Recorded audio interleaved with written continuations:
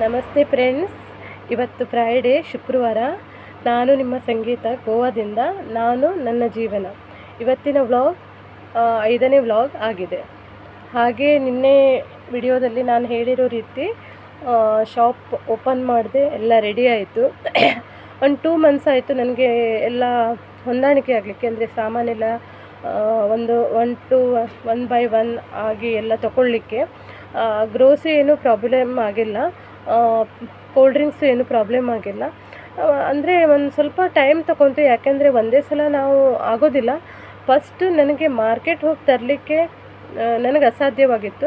ಯಾಕಂದರೆ ಪ್ರತಿಯೊಂದನ್ನು ಹೋಗಿ ಮಾರ್ಕೆಟಿಂದ ತರುವಷ್ಟು ಕೆಪಾಸಿಟಿ ನನಗಿರಲಿಲ್ಲ. ನನ್ನಲ್ಲಿರೋದು 2 ವೀಲರ್ ಅಷ್ಟೇ. ಅದಕ್ಕೆ ನಾನು ಯಾವುದೇ ವಸ್ತು ಇವತ್ತಿಗೂ ಯಾವುದೇ ನಾನಾಗಿ ಹೋಗಿ ತಂದಿಲ್ಲ. ಎಲ್ಲ ಡಿಸ್ಟ್ರಿಬ್ಯೂಟರ್ ಸೇಲ್ಸ್ಮೆನ್ಗಳಿಗೆ ಆರ್ಡರ್ ಮಾಡೇ ತಂದಿರುವಂಥದ್ದು. ಫ್ರೂಟ್ಸ್ ಮತ್ತು ವೆಜಿಟೇಬಲ್ ಬೆಳಿಗ್ಗೆ ತಂದು ಕೊಡ್ತಾರೆ. ವೆಜಿಟೇಬಲ್ ನಾನು ಆ ಶಾಪಿಗೆ ಯಾರು ಕೊಡ್ತೀರೋ ಅವರಿಂದನೇ ನಾನು ತೊಗೊತಾ ಇದ್ದೀನಿ, ಇವಾಗಲೂ ತೊಗೊತಾ ಇದ್ದೀನಿ. ವೆಜಿಟೇಬಲ್ಸ್ ಫಸ್ಟ್ ಸ್ಟಾರ್ಟಿಂಗ್ ಆ ಶಾಪಿಗೆ ಯಾರು ಹಾಕ್ತಾರೋ ಅವರಿಂದ ಕನೆಕ್ಟ್ ಮಾಡಿಕೊಂಡೆ. ಆಮೇಲೆ ಅಲ್ಲಿ ಸ್ವಲ್ಪ ಪ್ರಾಬ್ಲಮ್ ಆಯಿತು, ಯಾಕಂತ ಹೇಳಿದ್ರೆ ಅವ್ರು ಟೈಮ್ ಟು ಟೈಮಿಗೆ ತಂದು ಕೊಡೋದಿಲ್ಲ ಒಂದು. ಮತ್ತು ನನಗದು ಅವ್ರ ಹತ್ರ ಯಾಕೋ ಒಂದು ಸ್ವಲ್ಪ ಸರಿ ಅನ್ನಿಸ್ಲಿಲ್ಲ. ಹಾಗೆ ಆ ವೆಜಿಟೇಬಲ್ ಶಾಪ್ ಮತ್ತು ನನಗೆ ಒಂದು ಸ್ವಲ್ಪ ಹೊಂದಾಣಿಕೆ ಆಗಿಲ್ಲ. ಅಂದರೆ ಅವ್ರು ತರೋ ಟೈಮೇ ಬೇರೆ. ಅವರಿಗಂದರೆ ಏನನ್ನಿಸ್ತು, ಅವರೆಲ್ಲ ದೊಡ್ಡ ದೊಡ್ಡ ಆರ್ಡರು, ನಂದು ಒಂದು ಸಣ್ಣದು ಆರ್ಡರ್ ಇರ್ತದೆ. ಸಣ್ಣ ಆರ್ಡರ್ ಅಂದರೆ ಡೈಲಿ 3,000 2,500. ಆನಿಯನ್ ಮತ್ತು ಪೊಟೊಟೊ ತೊಗೊಂಡು ದಿವಸ ಜಾಸ್ತಿ ಆಗುತ್ತೆ, 7,000 8,000. ಅವ್ರಿಗೆ ಏನು ಅನ್ನಿಸ್ತು ಗೊತ್ತಿಲ್ಲ, ಸರಿಯಾದ ಟೈಮಿಗೆ ಬರ್ತಿರಲಿಲ್ಲ. ನನಗೂ ಆಮೇಲೆ ಬೇಜಾರು ಅನ್ನಿಸ್ತು. ನಾನು ಇನ್ನೊಬ್ಬರಿಗೆ ಕಾಂಟ್ಯಾಕ್ಟ್ ಆದೆ, ಇವತ್ತಿಗೂ ಅವರೇ ತಂದು ಕೊಡ್ತಾರೆ, ನೋ ಪ್ರಾಬ್ಲಮ್. ಇದೆಲ್ಲ ಹೀಗೆ ನಡೀತಾ ಇರುತ್ತೆ, ಏನು ಮಾಡಲಿಕ್ಕೂ ಆಗೋದಿಲ್ಲ. ಇಷ್ಟೆಲ್ಲ ಆದಮೇಲೆ ಶಾಪ್ ಹಾಗೆ ನಾನು ದಿನಕ್ಕೆ ಅದನ್ನು ಇಂಪ್ರೂವ್ ಮಾಡ್ತಾ ಹೋದೆ. ಇವತ್ತಿಗೆ ಈ ದೀಪಾವಳಿ ಬಂದರೆ 2 ಇಯರ್ ಕಂಪ್ಲೀಟ್ ಆಗುತ್ತೆ ನಾನು ಶಾಪ್ ಓಪನ್ ಮಾಡಿ. ಯಾವುದೇ ಸಮಸ್ಯೆ ಆಗಿಲ್ಲ. ಹಾಗೆ ನನಗೆ ತುಂಬ ಮಂದಿ ಹೇಳಿದ್ರು, ಅಂದರೆ ನಾನು ಸಹಿತ ಕಿವಿಯಲ್ಲಿ ಕೇಳಿರೋದು ಮತ್ತು ಇಂಡೈರೆಕ್ಟಾಗಿ ಹೇಳಿರೋದು, ಇವಳೇನು ಶಾಪ್ ನಡೆಸ್ತಾಳೆ, ಇವಳಿಗೇನು ಗೊತ್ತಿದೆ, ಇವಳೊಬ್ಳ ಹತ್ರ ಆಗುತ್ತಾ ಅನ್ನೋದೆಲ್ಲ ತುಂಬ ಕೇಳಿದ್ದೀನಿ. ನಾನು ಏನೂ ಬೇಜಾರು ಮಾಡ್ಕೊಳ್ಳಿಲ್ಲ, ಯಾಕಂದರೆ ನನಗೆ ದೇವರೆಷ್ಟು ಶಕ್ತಿ ಕೊಟ್ಟಿದ್ದಾನೋ ಅಷ್ಟರಲ್ಲಿ ಅಷ್ಟು ಬುದ್ಧಿ ಉಪಯೋಗಿಸಿ ನಾನು ಮಾಡ್ಕೊಂಡಿದ್ದೀನಿ. ಯಾಕೆಂದರೆ ಒಂದು ನನ್ನ ಮಗಳ ಎಜುಕೇಷನ್ಗೆ ಸಾಕು, ಮತ್ತು ನಾವು 2 ಹೊತ್ತು ಊಟ ಮಾಡಿದರೆ ಸಾಕು, ಈ ಶಾಪಿನ ರೆಂಟ್ ಬಾಡಿಗೆ ಕೊಟ್ಟು ಅಂತ ನನ್ನ ಯೋಚನೆ ಅದೇ ರೀತಿ ನಾನು ಮುಂದುವರೆದೆ. ಮತ್ತು ನನಗೆ ಒಂದು 10 ವರ್ಷ ಎಕ್ಸ್ಪೀರಿಯನ್ಸ್ ಇದ್ದ ಕಾರಣ ಯಾವುದೇ ಏನೂ ಪ್ರಾಬ್ಲಮ್ ಆಗಿಲ್ಲ. ಅಂದರೆ ಸಾಮಾನು ನಾನು ಎವ್ರಿ ವೀಕ್ ಬರ್ತಾರೆ. ಕೆಲವೊಂದು ಸೇಲ್ಸ್ಮೆನ್ಗಳು 15 ಡೇಸಿಗೆ ಬರ್ತಾರೆ. ನಾನು 15 ಡೇಸ್ಗೆ ಎಷ್ಟು ಬೇಕು, 1 ವೀಕಿಗೆ ಎಷ್ಟು ಬೇಕು ಅದೆಲ್ಲ ಪ್ಲ್ಯಾನ್ ಮಾಡಿ ಸಾಮಾನು ತೊಗೊತಿದ್ದೆ. ಮತ್ತು ನಮ್ಮದು ಚಿಕ್ಕ ಶಾಪ್ ಆಗೋದ್ರಿಂದ ನಾನು ಎಷ್ಟು ಇಡ್ಬೋದು, ಇದರಲ್ಲಿ ಸಾಮಾನುಗಳನ್ನು ಎಷ್ಟು ಇಡ್ಬೋದು, ಮತ್ತು ರಾತ್ರಿ ನನಗೆ ಸ್ವಲ್ಪ ಸಾಮಾನು ಒಳಗಡೆ ಇಡೋದಿರುತ್ತೆ. ಅಷ್ಟೆಲ್ಲ ಯೋಚನೆ ಮಾಡಿ ನಾನು ತೊಗೊಳ್ಬೇಕಾಗುತ್ತೆ. ಇಷ್ಟ ಆಯಿತು. ಆಮೇಲೆ ದಿನಕ್ಕೆ ನಾನು ಇಂಪ್ರೂವ್ ಆಗ್ತಾನೆ ಹೋದೆ. ಆಮೇಲೆ ನನಗೆ ಪ್ಲಸ್ ಪಾಯಿಂಟ್ ಅಂತ ಹೇಳಿದ್ರೆ, ನನ್ನ ಶಾಪಿನ ಎದುರುಗಡೆ ಒಂದು ಗೌರ್ಮೆಂಟ್ ಕನ್ಸ್ಟ್ರಕ್ಷನ್ ನಡೀತಾ ಇತ್ತು. ಅಲ್ಲಿ ಸ್ವಲ್ಪ ಅಂದರೆ ಒಂದು 20 ಮೆಂಬರ್ಸ್ ಕೆಲಸಕ್ಕೆ ಬಂದಿದ್ದರು. ಕೆಲಸದವರು ನನ್ನ ಅಂಗಡಿಗೆ ಬರ್ತಿದ್ದರು. ಸ್ಟಾರ್ಟಿಂಗ್ ನಾನು ಒಂದು ತಿಂಗಳಲ್ಲಿ ಕಸ್ಟಮರ್ ನನಗೆ ಇಂಪ್ರೂವ್ ಆಗಿಬಿಟ್ರು. ಯಾಕೆಂತ ಹೇಳಿದ್ರೆ ನನ್ನ ಕಡೆ ಬಂದರೆ ಎಲ್ಲ ಸಾಮಾನು ಸಿಗ್ತಿತ್ತು ಶಾಪಲ್ಲಿ, ಗ್ರೋಸರಿ ಹಿಡಿದು ವೆಜಿಟೇಬಲ್ಲು, ಫ್ರೂಟ್ಸು, ಡೈಲಿಗೆ ಯೂಸಿಗೆ ಏನು ಬೇಕು, ಬ್ರೆಡ್ಡು, ಹಾಲು, ಮೊಟ್ಟೆ ಎಲ್ಲ ನಾನು ಅಲ್ಲಿ ಏನು ಪ್ಲ್ಯಾನಿಂಗ್ ಇರ್ತಿತ್ತೋ ನಮ್ಮಲ್ಲಿ, ಅದೇ ರೀತಿ ನಾನು ಇಲ್ಲಿ ಉಪಯೋಗಿಸ್ಕೊಂಡೆ. ಆದರೆ ವೆಜಿಟೇಬಲ್ ಮತ್ತು ಫ್ರೂಟ್ಸನ್ನು ತುಂಬಾ ಇಟ್ಕೊಳ್ಳಿಲ್ಲ, ಎಷ್ಟು ಬೇಕೋ ಅಷ್ಟು. ಹೇಗೋ ಡೈಲಿ ತಂದು ಕೊಡ್ತಾರಲ್ಲ, ಡೈಲಿ ಸಿಗುತ್ತೆ ಅನ್ನೋ ಆ ಭಾವನೆಯಿಂದ ನಾನು ಎಷ್ಟು ಬೇಕೋ ಅಷ್ಟು ಇಟ್ಕೊಂಡೆ.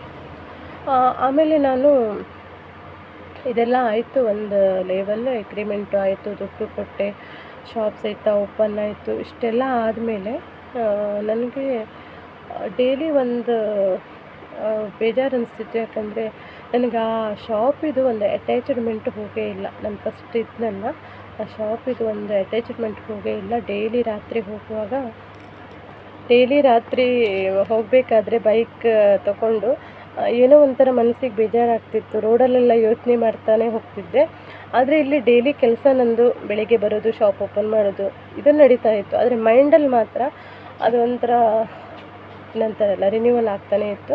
ಸ್ವಲ್ಪ ದಿನದ ಮೇಲೆ ಅದನ್ನು ಸರಿ ಹೋಯಿತು. ಹಾಗೆ ದಿನಗಳು ಕಳೆದವು. ದೇವ್ರು ನನಗೆ ಒಳ್ಳೆಯದನ್ನೇ ಮಾಡ್ದ. ನಾನು ಒಂದು ಕೇಳ್ಕೊತಾ ಇದ್ದೀನಿ, ಯಾರಿಗಾದರೂ ನನ್ನಿಂದ ಈ ರೀತಿ ಪ್ಲ್ಯಾನ್ ಬೇಕು ಅಂತ ಹೇಳಿದ್ರೆ ಶಾಪ್ ಹೇಗೆ ಓಪನ್ ಮಾಡೋದು, ಎಷ್ಟು ಅಮೌಂಟ್ ಆಗುತ್ತೆ, ತುಂಬ ದೊಡ್ಡದಾಗಲ್ಲ, ಒಂದು ಮಧ್ಯದ ಪ್ರಮಾಣದಲ್ಲಿ ಅದೇನಾದರೂ ಬೇಕಿದ್ದರೆ ನನಗೆ ಮೆಸೇಜ್ ಹಾಕಿ ನಾನು ತಿಳಿಸ್ತೀನಿ. ಯಾಕಂತ ಹೇಳಿದ್ರೆ ಕೆಲವರಿಗೆ ಅಯ್ಯೋ ಒಂದೇ ಸಲ ಇಷ್ಟು ದುಡ್ಡು ಬೇಕಾ, ಒಂದೇ ಸಲ 10 ಲಕ್ಷ ಬೇಕಾ, 5 ಲಕ್ಷ ಬೇಕಾ, ಈ ರೀತಿ ಯೋಚನೆ ಮಾಡ್ತಾರೆ.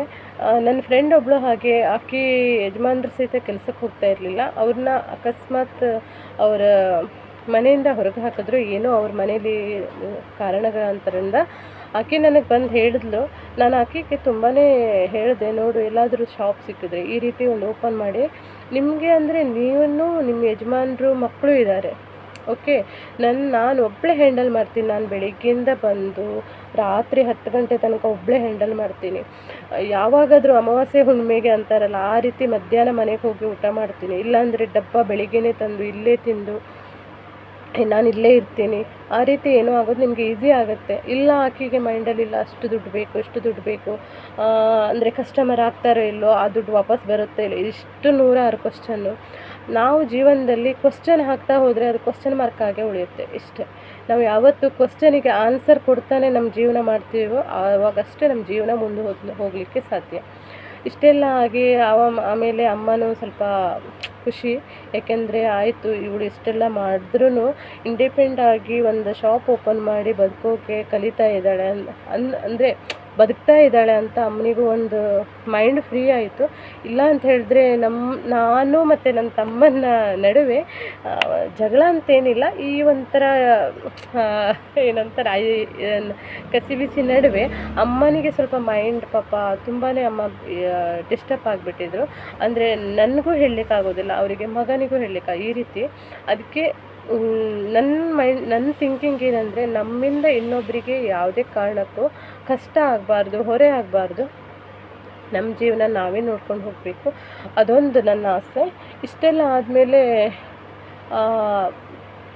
ಏನು ಪ್ರಾಬ್ಲಮ್ ಆಗಿಲ್ಲ. ನಾನು ಎಷ್ಟು ಬಂಡವಾಳ ಹಾಕಿದ್ದೀನಿ ಅಷ್ಟು ನಾನು 1 ಇಯರಲ್ಲಿ ವಾಪಸ್ ತಗೊಂಡೆ. ಅದಕ್ಕೆ ಏನು ಪ್ರಾಬ್ಲಮ್ ಆಗಿಲ್ಲ. ಹಾಗೆ ನಾನು ಶಾಪ್ ಓಪನ್ ಮಾಡಿ 6 ತಿಂಗಳಿಗೆ ಕ್ಲೋಸ್ ಮಾಡಿ ಊರಿಗೆ ಸಹಿತ ಹೋಗಿ ಬಂದಿದ್ದೆ. ಎಲ್ಲರೂ ಹೇಳಿದ್ರು, ಈಗ ಅಷ್ಟೇ ಓಪನ್ ಮಾಡಿದೆ ಶಾಪು, 6 ಮಂತ್ ಆಯಿತು, ಬೇಡ ಕ್ಲೋಸ್ ಮಾಡಬೇಡ ಅಂತ. ಆದರೆ ನನಗೊಂದು, ನಾವು ಇಯರ್ಲಿ ಒಂದೇ ಸಲ ಊರಿಗೆ ಹೋಗೋದು, ಎಲ್ಲೂ ಹೋಗೋದಿಲ್ಲ. ಬೈ ಚಾನ್ಸ್ ಎಲ್ಲಾದರೂ ಹೋದರೆ ಒಂದು ಹಾಫ್ ಡೇ ಎಲ್ಲಾದರೂ ಹೋಗಿ ಬರ್ತೀವಿ, ಬಿಟ್ಟರೆ ನಾನು ಫುಲ್ ಡೇ ತಿರುಗೋದು ಗೋವಾದಲ್ಲಿ ಆ ಥರ ಏನಿಲ್ಲ. ನೀವು ಹೇಳಿದ್ರೆ ನಂಬ್ತಿರೋ ಇಲ್ವೋ, ನಾನು ಈಗ ಬಂದು 15 ವರ್ಷ ಆಯಿತು, ಪೂರ್ತಿ ಗೋವಾ ನೋಡಿಲ್ಲ. ಕೆಲವೊಂದು ಪ್ಲೇಸ್ ನೋಡಿದ್ದೀನಿ, ಬಿಟ್ಟರೆ ಪೂರ್ತಿಯಾಗಿ ನಾನು ಗೋವಾ ಎಂದಿಗೂ ನೋಡಿಲ್ಲ. ಮತ್ತು ಏನಂತ ಹೇಳಿದ್ರೆ, ನಾವು ಯಾವುದೇ ಒಂದು ಕೆಲಸ ಮಾಡಬೇಕಿದ್ರೂ ಈ ಯಾವುದೇ ಕೆಲಸ ಇರಲಿ, ಚಪ್ಪಲಿ ಹೊಲಿಯೋದ್ರಿಂದ ಹಿಡಿದು, ಮೀನು ಮಾರೋದ್ರಿಂದ ಹಿಡಿದು, ಈ ಥರ ಶಾಪ್ ನಡೆಸೋದ್ರಿಂದ ಹಿಡಿದು, ಅಥವಾ ಗೌರ್ಮೆಂಟ್ ಜಾಬ್ ಇರ್ಬೋದು, ಯಾವುದೇ ಶ್ರದ್ಧೆಯಿಂದ ಮಾಡಿದ್ರಷ್ಟೇ ಅದರಲ್ಲಿ ನಾವು ಯಶಸ್ಸು ನೋಡಲಿಕ್ಕೆ ಸಾಧ್ಯ. ಇದೊಂದು ಹೀಗೆ ನಾವೊಂದು ಕೆಲಸ ಮಾಡ್ತೀವಿ, ಅದರಲ್ಲಿ ನಮಗೆ ಶ್ರದ್ಧೆನೇ ಇಲ್ಲ, ಅದರಲ್ಲಿ ನಮಗೆ ಇಂಟ್ರೆಸ್ಟೇ ಇಲ್ಲ ಅಂದರೆ ಆ ಕೆಲಸದಲ್ಲಿ ನಾವು ಯಾವತ್ತೂ ಸಕ್ಸಸ್ ನೋಡಲಿಕ್ಕೆ ಸಾಧ್ಯವೇ ಇಲ್ಲ. ಇಷ್ಟೆಲ್ಲ ಆಯಿತು. ನಾನು ಓಕೆ, ನನ್ನ ಜೀವನ ನಡೀತಾ ಇದೆ, ಶಾಪ್ ಓಪನ್ ಮಾಡಿದ್ದೀನಿ. ಕೆಲವರು ಇಲ್ಲೂ ಸಹಿತ ಹೇಳಿದ್ರು, ಈ ಏರಿಯಾದವರು ಹೇಳಿದ್ರು, ಇಲ್ಲಿ ಏನು ನಡೆಯುತ್ತೆ ಶಾಪು, ಇಲ್ಲಿ ಏನು ನಡೆಯುತ್ತೆ ಶಾಪು ಅಂದರೆ ಕೆಲವರು ಮಾತೂ ಸಹಿತ ಆಡ್ಕೊಂಡ್ರು. ಈಕೆ ಒಂದು ಅಂದರೆ ಲೇಡಿಯಾಗಿ ಏನು ನಡೆಸ್ತಾಳೆ ಅಂತ ಇವರೆಲ್ಲ ಮಾತುಕತೆ ಇವ್ರದ್ದು. ಅದಕ್ಕೆಲ್ಲ ನನಗೇನೂ ತಲೆ ಕೆಡಿಸ್ಕೊಳ್ಳಿಲ್ಲ. ಮಂತ್ಲಿ ಎವ್ರಿ ಮಂತ್ 20 ತಾರೀಕು ಅಂದರೆ 20 ತಾರೀಕಿಗೆ ನಾನು ರೆಂಟ್ ಕಟ್ಟೋದು. ಬೈ ಚಾನ್ಸ್ ಆಗಿಲ್ಲ ಅಂದರೆ 21 ಮಾರ್ನಿಂಗ್ ರೆಂಟ್ ಕಟ್ಟೋದು, ಮತ್ತು ಲೈಟ್ ಬಿಲ್ ಎವ್ರಿ ಮಂತ್ ಕಟ್ಟೋದು. ಇದೆಲ್ಲ ನಂದು ಡೈಲಿ. ಯಾಕೆಂದರೆ ನಾನು ಯಾವತ್ತೂ ಇದೆಲ್ಲ ಡಿಸ್ಕಂಟಿನ್ಯೂ ಮಾಡಲ್ಲ. ಯಾಕಂದರೆ ನಾಳೆ ನಮಗೆ ಪ್ರಾಬ್ಲಮ್ಮು. ಬಾಡಿಗೆ ಕೊಡಲಿಕ್ಕೆ ಹಿಂದೆ ಮುಂದೆ ಆಯಿತು, ಅವ್ರ ಹತ್ರ ಎಷ್ಟೇ ಇರಲಿ, ಕೋಟಿ ಬೇಕಾದರೆ ಇರಲಿ, ಅವರಿಗೇನು ನಮ್ಮ ಶಾಪಿದು ರೆಂಟು ಬಂದಿಲ್ಲ, ಇವರು ಕೊಡೋಕೆ ಹೀಗೆ ಮಾಡ್ತಾರೆ, ಅದು ಒಂದು ಎಕ್ಸಾಂಪಲ್ ಆಗುತ್ತೆ.